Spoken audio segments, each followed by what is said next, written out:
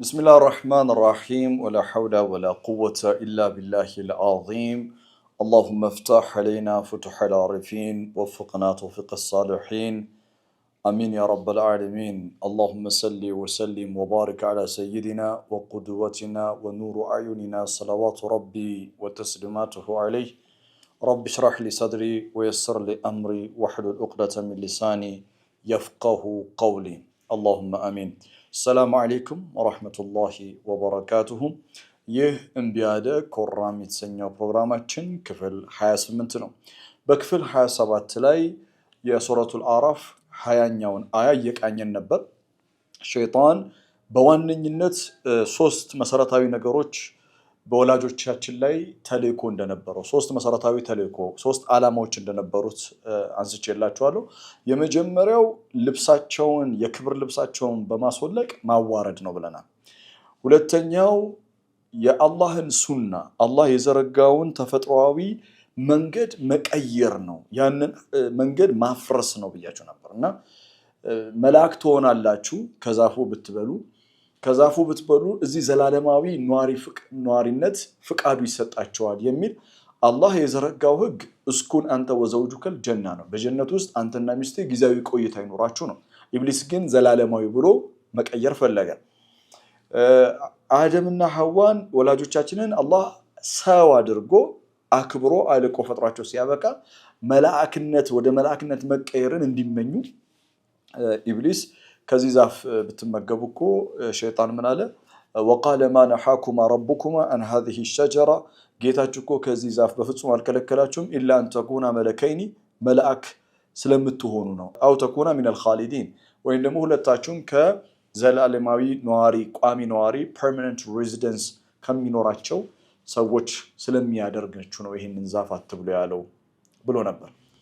ሁለተኛ የአላህን ህግና ሥርዓት መቀየር ነው። ሶስተኛው ከጀነት ማስወጣት ነው። ነገር ግን ስትራቴጂውን እንየው እስቲ ቆም ብለን 20ኛው አያ ላይ what was his strategy የሸይጣን ስትራቴጂ ነው። የሸይጣንን ስትራቴጂ መረዳት በጣም አስፈላጊ ነው።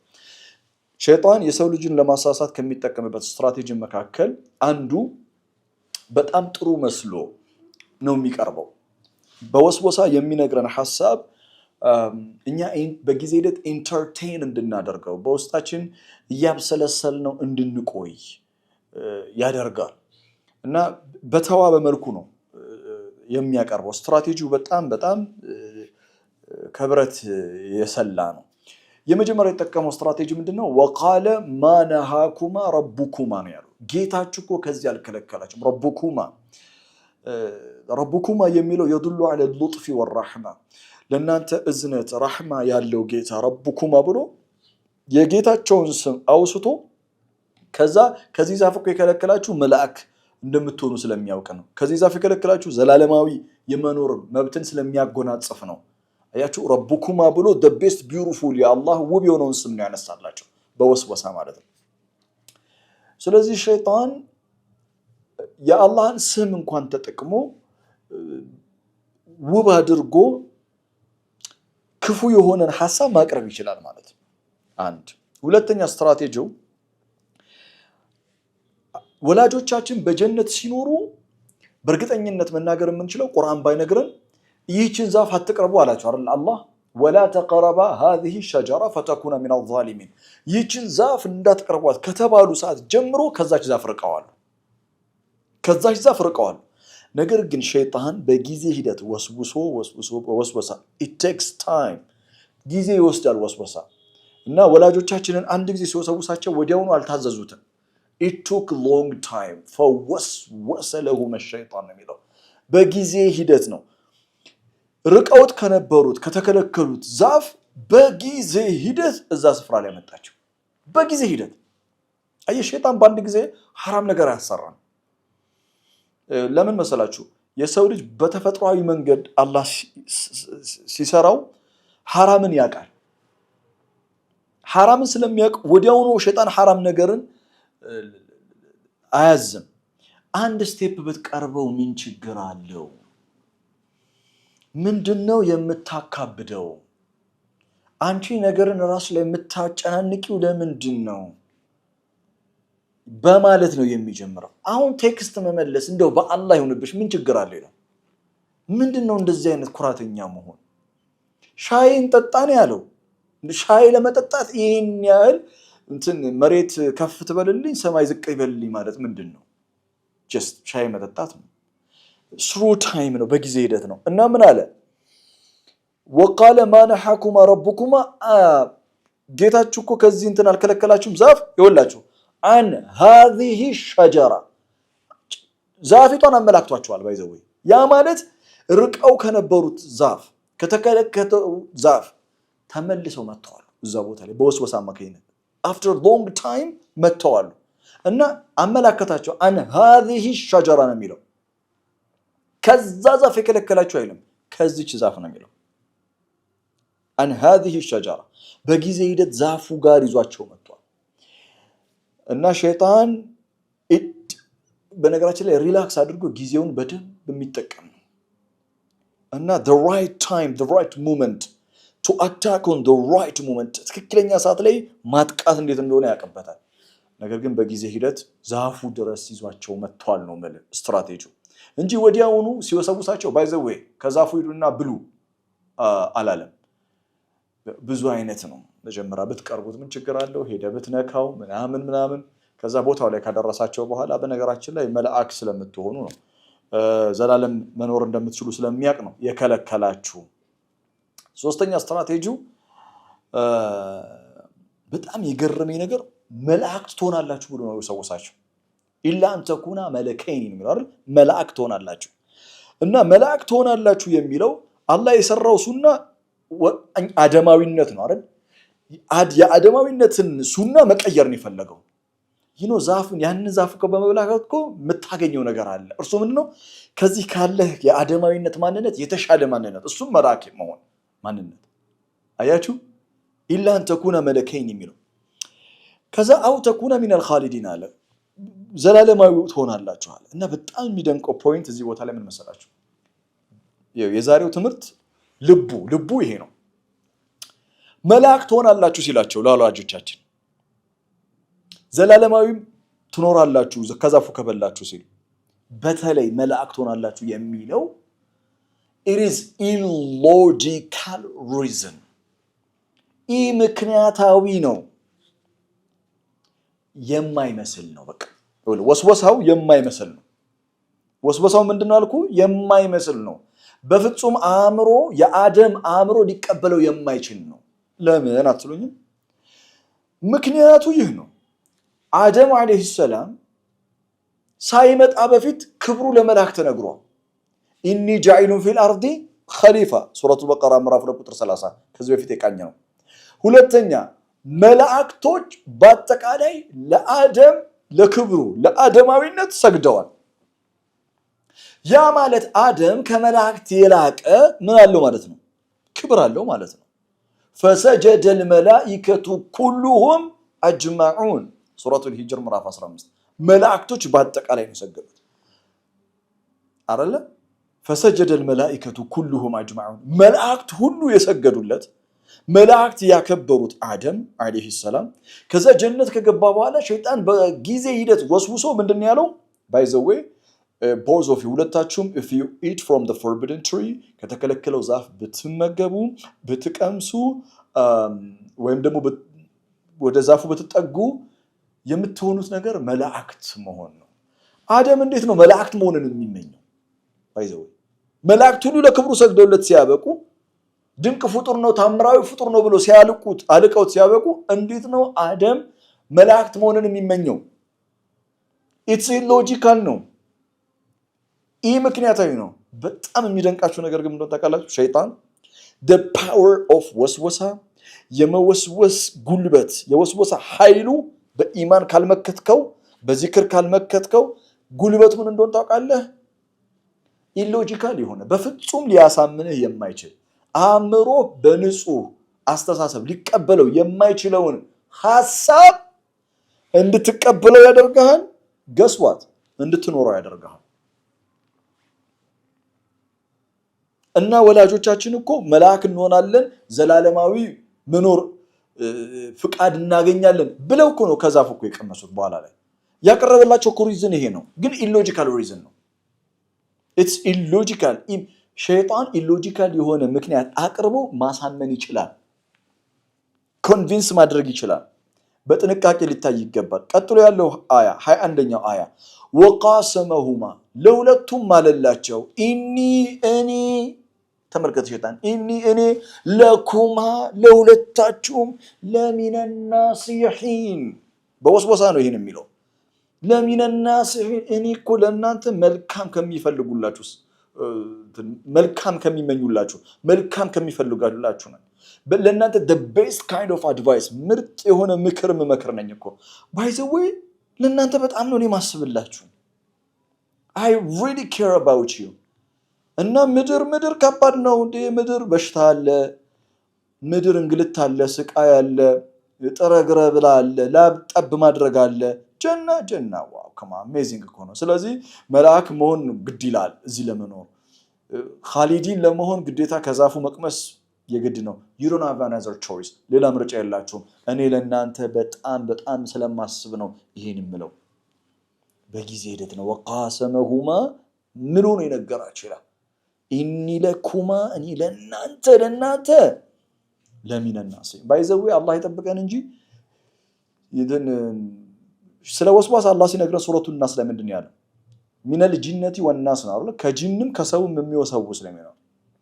ሰዎች አሉ በዙሪያችን እና እኛን የሸይጣን ባህሪ የተላበሱ አላህ ይጠብቀንና እና ለኛ በጣም እንደሚያስቡ የሚመክሩን ምክር እኛን ከመውደድ ከማሰብ የመነጨ ለኛ ከመጨነቅ የመነጨ አይነት ሐሳብ አድርገው የሚያቀርቡት በጊዜ ሂደት እኛ ተሸውደን የምንጠፋበት ሐሳብ ነው፣ የምንወድቅበት ሐሳብ ነው፣ ወደ ኋላ የምንቀርበት ሐሳብ ነው።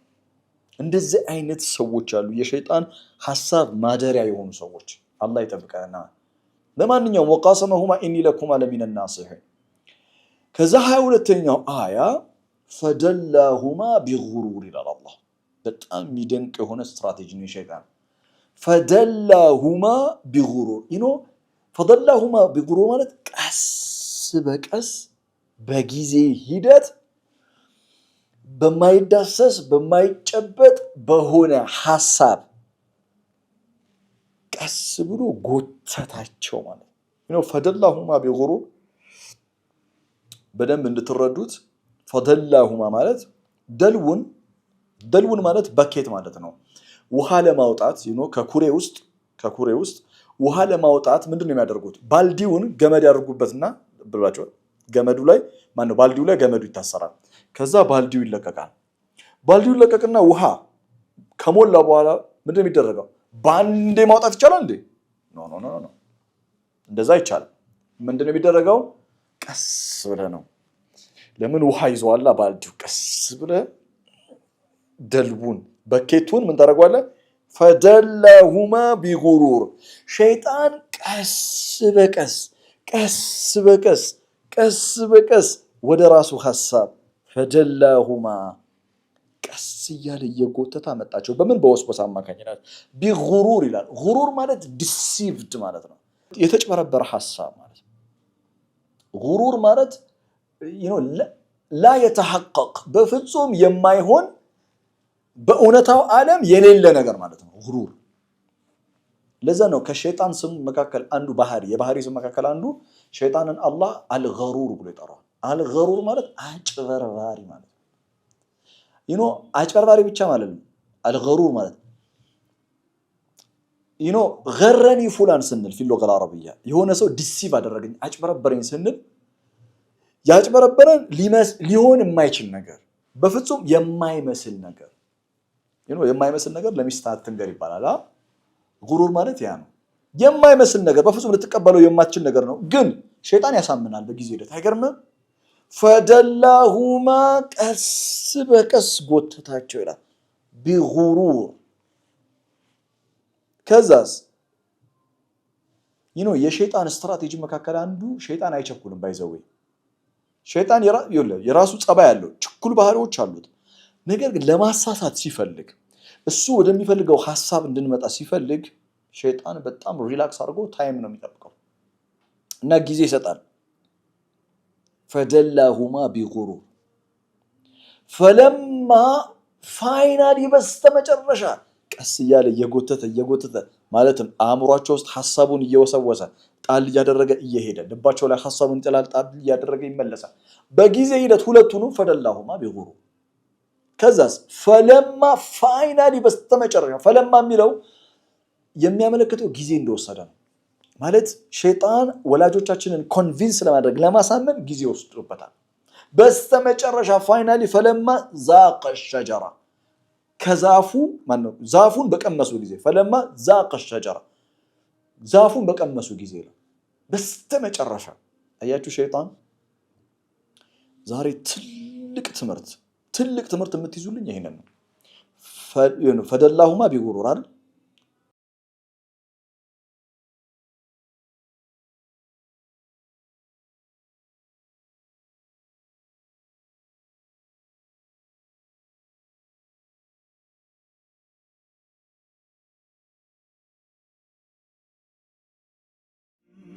መብሩክ ዓለይኩም። በሲራ የቁርአን ጥናት ማዕከል በሲራ ኢንስቲትዩት ፎር ቁርአኒክ ስተዲስ በአላህ ፈቃድ አዲስ የገነባ ነው የቁርአን ጥናት ማዕከላችን ነው።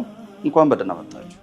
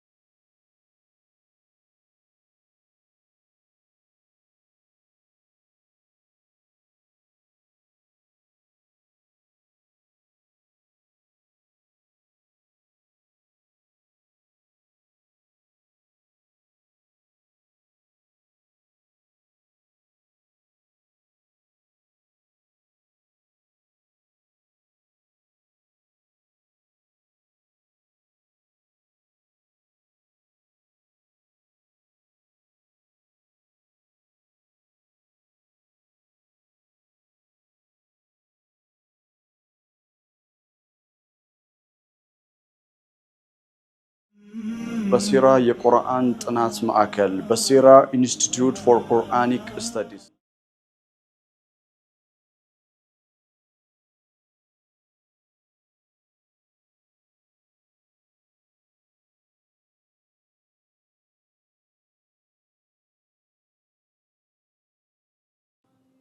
ፈለማ ዛቀ ሸጀራ በስተመጨረሻ ዛፊቱን ምን ባደረጉ ጊዜ በቀመሱ ጊዜ ሸይጣን እስካሁን ሱረቱል አዕራፍ ላይ ስናየው ሸይጣን ያን ያህል በጣም ጉልበት ያለው ነገር ሆኖ አላየነው።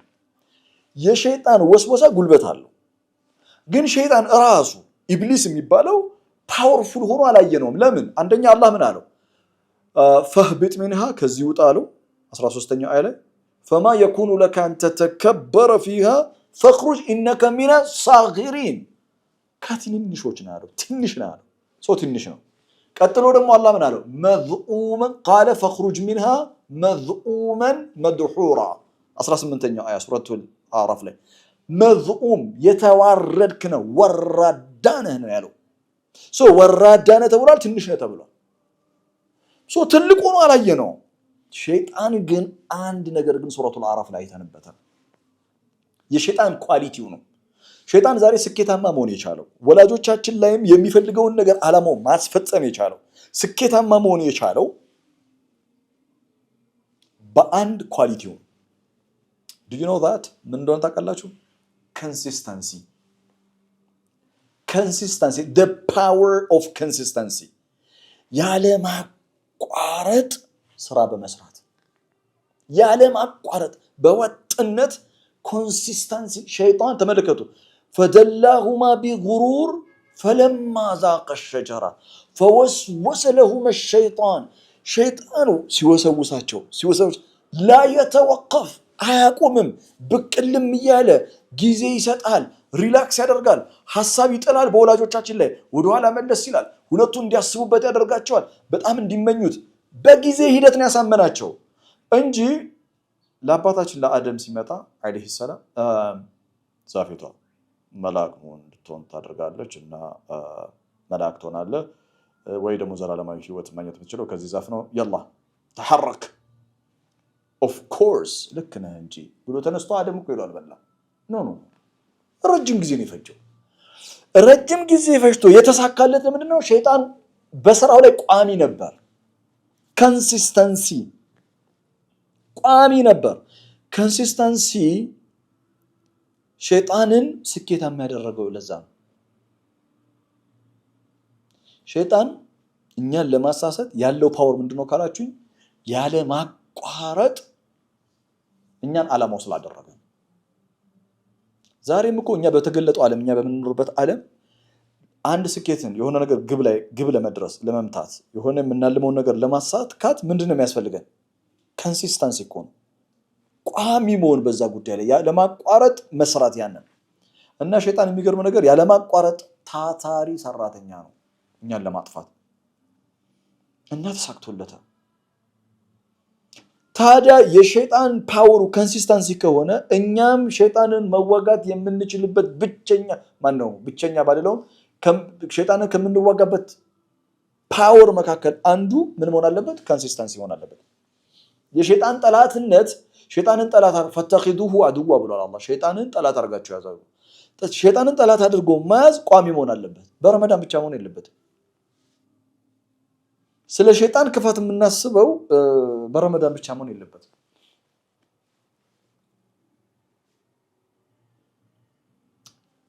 በቋሚነት ሸይጣንን ጠላት አድርጎ ማያዝ ያስፈልጋል ለማንኛውም ወደ 22ኛው አያ እንመለስ فدلهما بغرور فلما ذاق الشجره በስተመጨረሻ ዛፉን በቀመሱ ጊዜ ላይ እኔ የምላችሁ አላህ ያሳያችሁ ዛፍ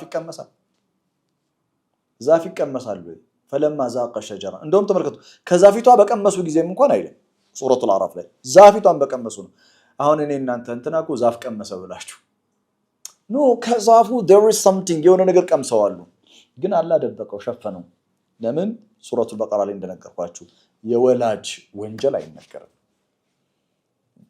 አይነገርም ይሸፈናል ይደበቃል አንዳችን ለአንዳችን ወንጀላችን መሸፋፈን አለብን ነሲሃ መሰጣጣት አለብን እርስ በርስ መመካከር አለብን ወተዋሰው بالحق ወተዋሰው بالصبر ግን የሰውን ወንጀል አደባባይ ለማስጣት መሞከር የሸይጣን ባህሪ ነው እንጂ ቁርአን فلما ذاق الشجره ብሎ ነው ያለፈው ከዛፉ በቀመሱ ጊዜ ምን ተፈጠረ የመጀመሪያ በደት ለሁማ ሰውአቱሁማ ይላል አፍረተ ገላቸው ተገለጠ ይላል አፍረተ ገላቸው ተገለጠ አያችሁ ሸይጣን በወስወሳ በጊዜ ሂደት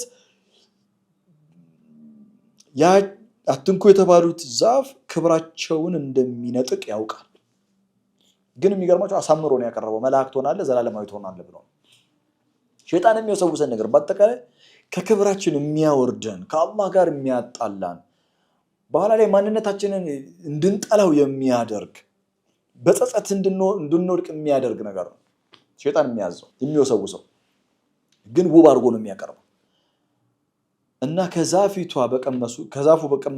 ዛፉን በቀመሱ ጊዜ የመጀመሪያው ነገር የክብር ልብሳቸው ነው የወለቀው እርቃናቸውን የቆሙት ወላጆቻችን በደት ለሁማ ሰውአቱሁማ ከዛስ ወጣፊቃ يخسفان عليهما من ورق الجنة الله በጣም ነው በቃ ይሄ ፔንፉል ነው በነገራችን ላይ በኢማን መነጽር ቁጭ ብሎ ለቀራው ሰው ያማል ወላጆቹ እርቃናቸውን ሸይጣን አስቀርቷቸው ከዛ ደነገጡ ከድንጋጤ የተነሳ የሚያደርጉት ነገር አጡ እናም ከጀነት ባገኙት ቅጠል ሀፍረተ ገላቸውን ሸፈኑ ይላል እና ይሄንን ኢማጂን ስታደርገው እኛ ክፍል 1 ላይ እንደተናገርኩት ነው በነገራችን ላይ ክፍል 1 ላይ ሲጀምር ስለ ከአደም ጋር ከአባታችን ከአደም አለይሂ ሰላም ጋር የፍቅር ግንኙነት የለንም የአባትና የልጅ ግንኙነት ስለሌለን ነው እንጂ አንተ ዛሬ አባት አንቺ እናትሽ ወላጆቻችሁ የሆነ ሰው ክብራቸውን ቢነካ ምንድነው የሚሰማችሁ እሺ እንዲያርገድ ደግሞ ምሳሌ እንስጥ። የሆነ ሰው ወላጆቹን አደባባይ ላይ እርቃናቸውን አቆማቸው። ያ ሰው ምንድነው የሚሰማው? እርቃናቸው ወላጆቹን እርቃኑን ላስቀረበት ያ ሰው ምን አይነት ጠላትነት ነው በውስጡ የሚኖረው? አላህ የሚፈልገው እንደዚህ አይነት ጥላቻ እንዲኖረን ነው።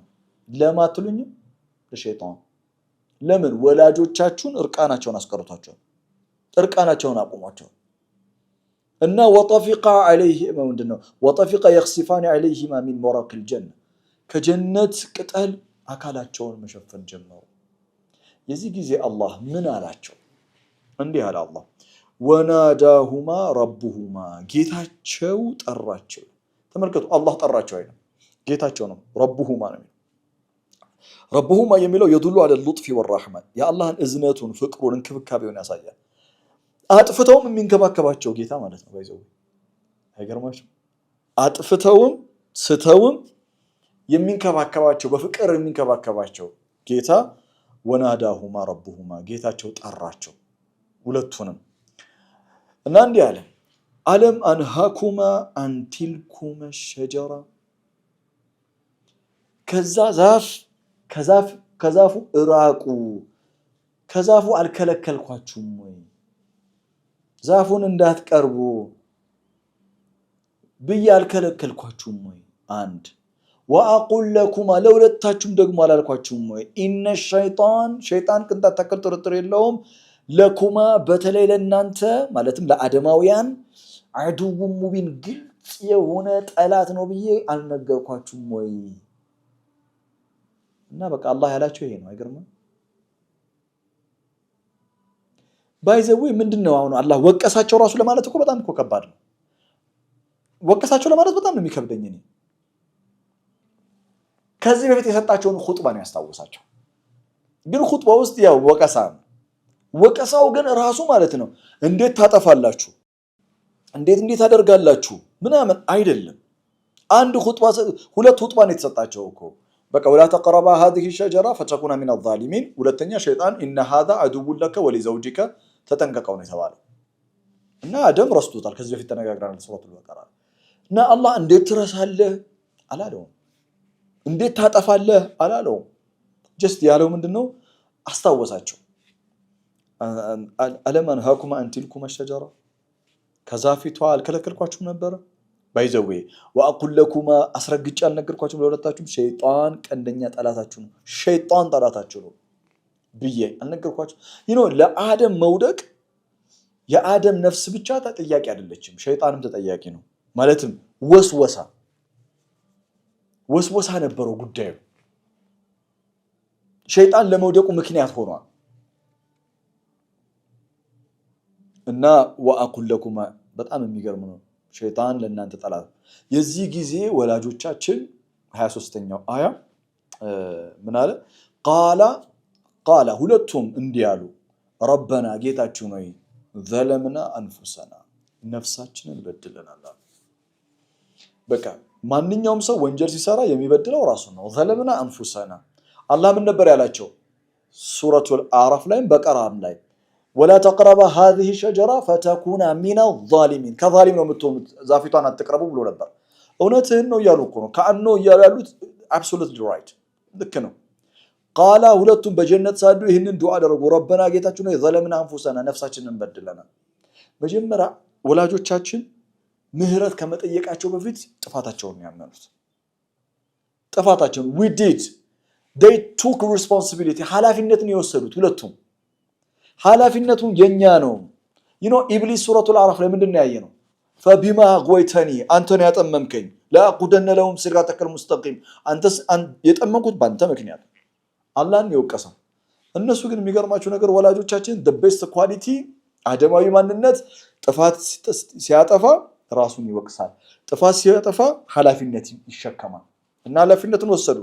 ከዛስ ወኢለም ተግፊር ለና አንተ ወንጀላችንን ባትሸፍን ወተርሐምና ረህመትህን በረህመት ባትጎበኘን ለነኩነነ ሚነል ኻሲሪን እኛ ከከሳሪዎች ነው የምንሆነው። ወንጀል መስራት ያከስራል እያሉ አይገርምም? ስፒሪቹዋሊ ኪሳራ ውስጥ ነው የሚከተው። በወንጀል በመስራት የሚገኝ ትርፍ የለም ኪሳራ እንጂ።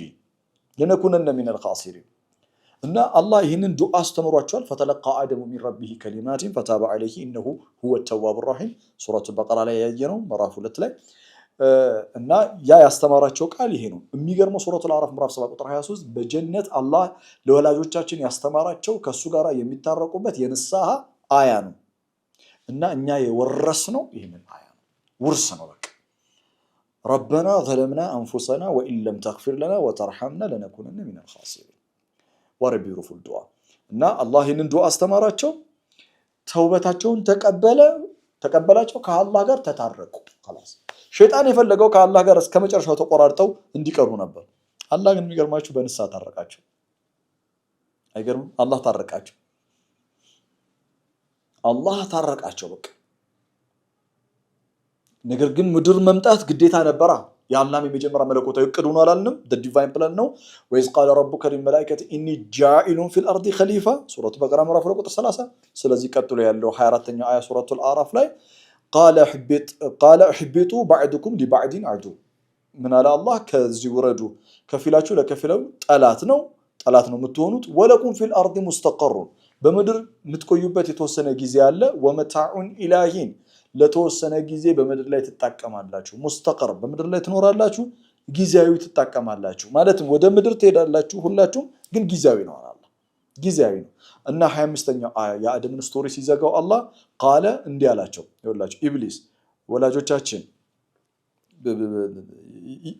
እየወረዱ አላህ ለወላጆቻችን ይህንን መልእክት ነገራቸው። ቃለ አላህ እንዲህ አለ ቃለ ፊሃ ተሕየውነ በምድር ላይ ትኖራላችሁ፣ ሕያው ትሆናላችሁ፣ በምድር ላይ ትኖራላችሁ።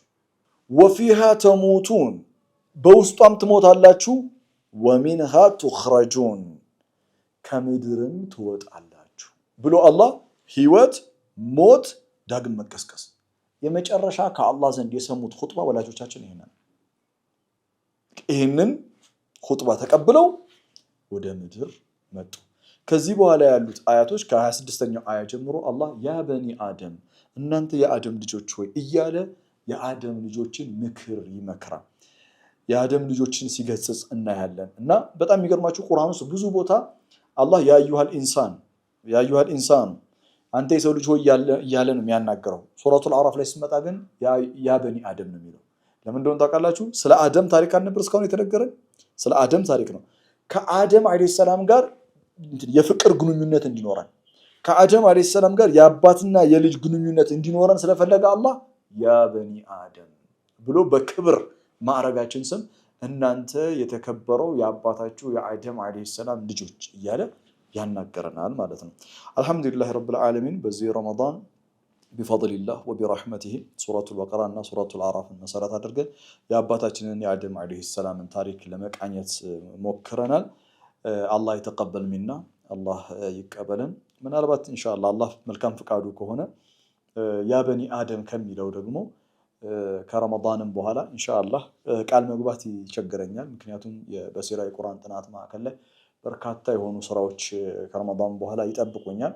ነገር ግን ጊዜ ካገኘን ኢንሻአላህ ሱረቱል አዕራፍ ላይ ያለውንም ስቶሪ ለመጨረስ ከዛም ወደ ሱረቱል ሂጅር፣ ወደ ሱረቱል ኢስራ፣ ሱረቱል ካፍ፣ ሱረቱል ጣሃ እና ሱረቱል ሷድ ላይ 5 የሚቀሩ ሱራዎች አሉ።